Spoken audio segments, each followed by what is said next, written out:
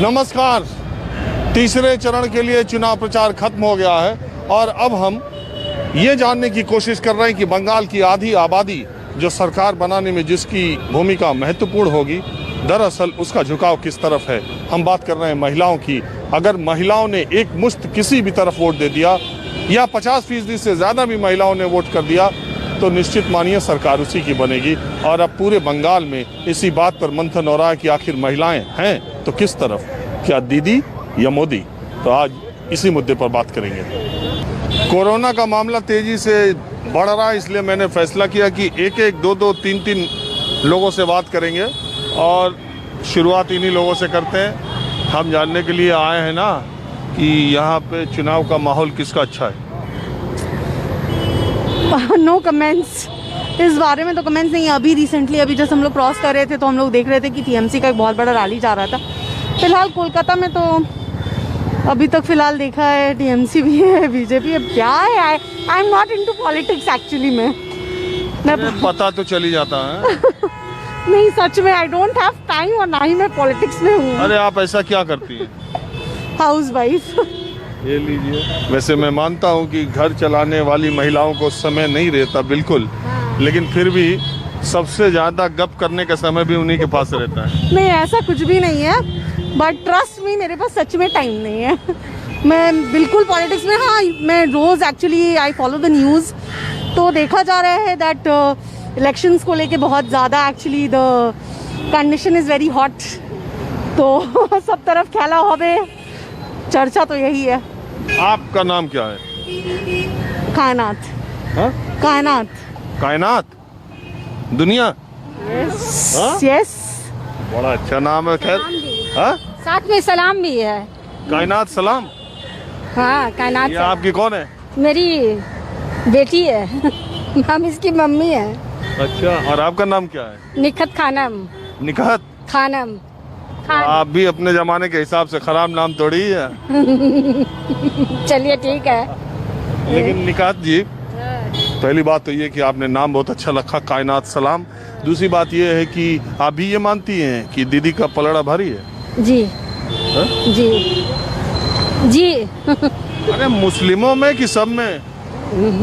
सब में, सब में। इस बार जैसे कि लोग कह रहे हैं, पहले जो इलेक्शन होता था उसमें लेफ्ट कांग्रेस इधर उधर मुस्लिम वोटों का बंटवारा होता था, लेकिन इस बार लोग कह रहे हैं मुस्लिम वोट ज़्यादा टीएमसी की तरफ है। बात सही है? बिल्कुल।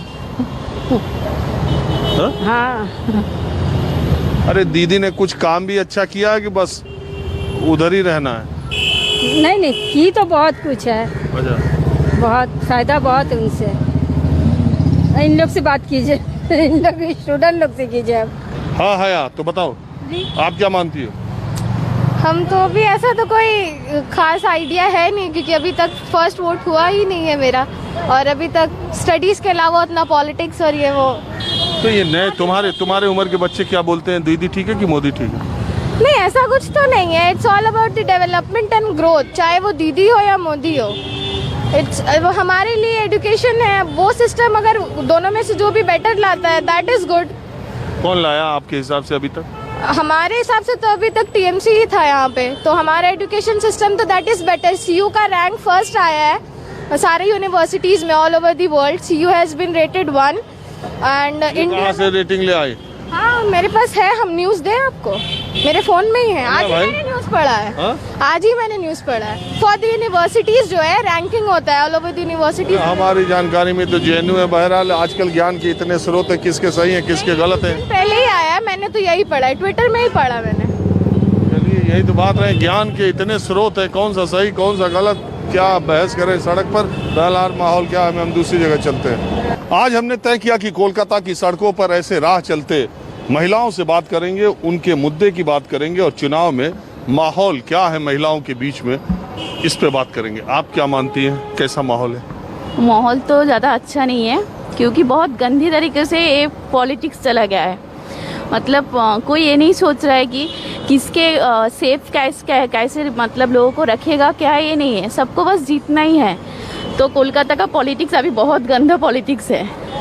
अच्छा, आप ये बताइए, एज ए वुमन आपको क्या इश्यूज लगते हैं कि क्या मुद्दे हैं इस इलेक्शन में? मुद्दे तो कुछ भी नहीं है।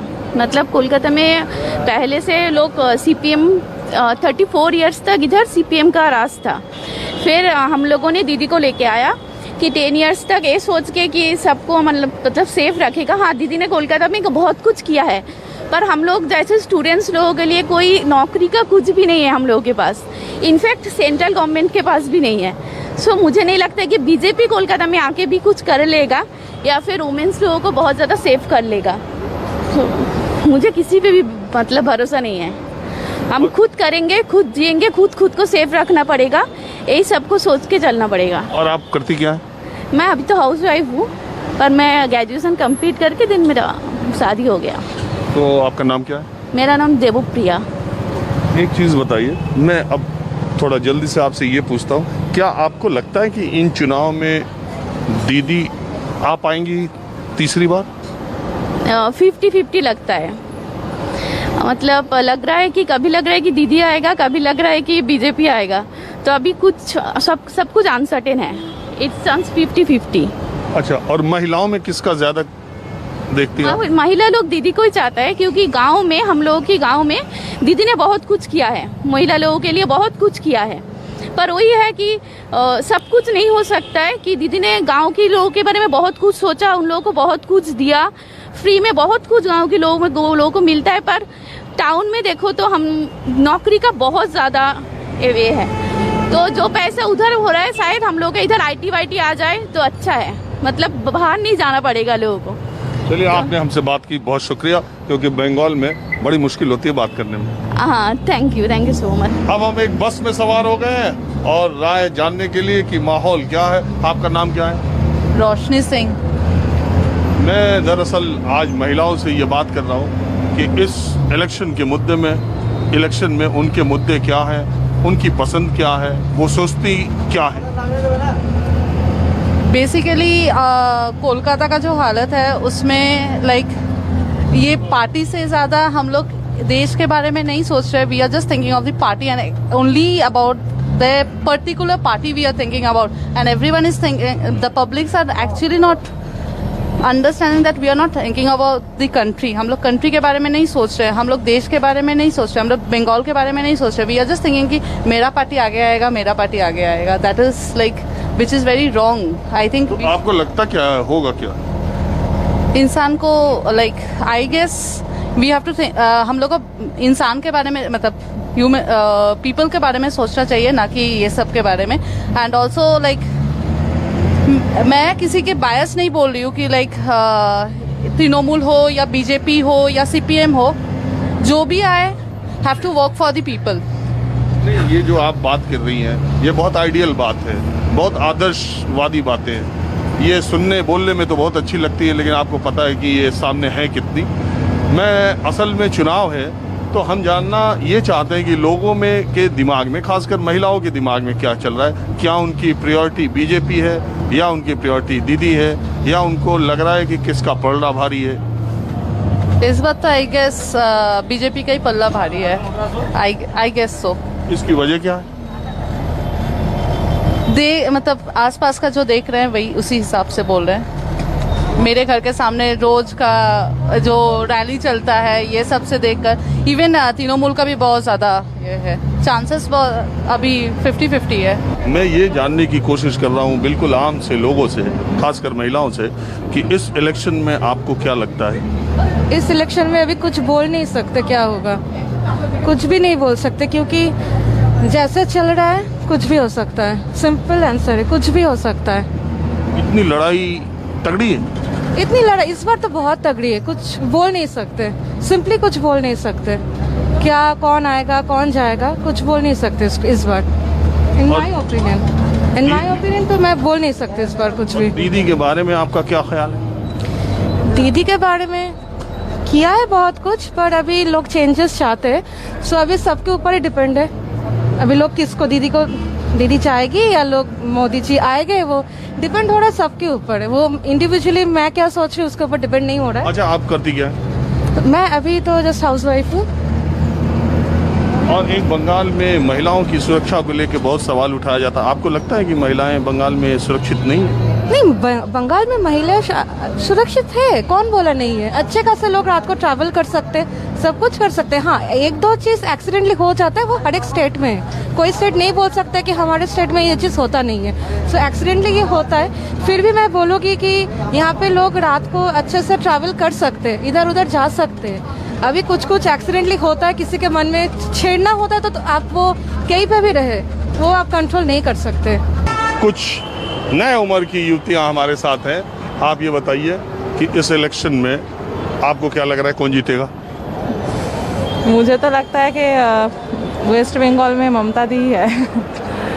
ममता दी ही जीतेगी। हम जानना ये चाह रहे हैं, लड़कियों में, महिलाओं में क्या ममता दीदी का पलड़ा भारी है या दोनों का बराबर है? मेरे हिसाब से तो पल्ला भारी है दीदी का। हाँ, क्या वजह क्या है? वजह मैंने मतलब मेरे हिसाब से दीदी यहाँ पे बहुत कुछ की है महिला के लिए, खासकर कन्याश्री है, स्कूल में रूपोश्री, बहुत कुछ चालू किया है, तो इसलिए और कुछ नहीं है। आप क्या करती हैं? मैं भी जॉब करती हूँ। और आप क्या करती हैं? मैं भी जॉब करती हूँ। आपका नाम क्या है? दीपिका रॉय। ये आपकी सहेली है? एकदम तो इनकी राय से आप इत्तेफाक रखती हैं कि अलग? एकदम एकदम एकदम। हम कोलकाता में बहुत सेफ है, दीदी बहुत कुछ किया है हम लोगों के लिए, और शायद आगे भी कुछ और अच्छा होगा, यही देखने को मिलेगी। मैंने कई लोगों से बात की जो नए उम्र के लोग थे, महिलाएं, लड़कियां, तो वो कह रही थी कि दीदी के ज़माने में जॉब वॉब तो आया नहीं, सब खाली लड़कियों के लिए जॉब में बाहर जाना पड़ता है। ये सब मुद्दा है?